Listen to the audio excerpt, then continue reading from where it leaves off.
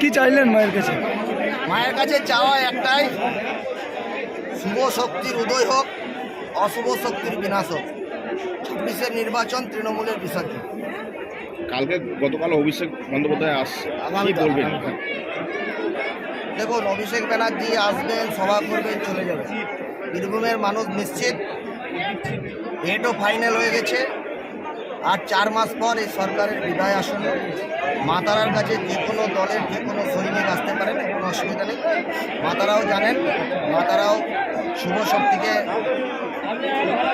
আশীর্বাদ করেন, অশুভ শক্তিকে নিবেদন করেন। তৃণমূলের গোষ্ঠী দ্বন্দ্ব একের পর এক দেখা যাচ্ছে, কি বলবেন? কোনো গোষ্ঠী দ্বন্দ্ব নেই। তৃণমূলের কোনো গোষ্ঠী নেই। তাহলে কি এটা? পুরোটাই আইওয়াস।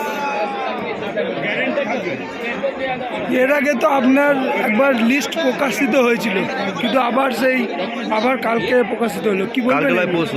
এই নিয়ে আমার কোনো বক্তব্য নেই। যারা আমাদের উচ্চ নেতৃত্ব দেখেন, ওনারাই বলতে পারবেন। ঠিক আছে।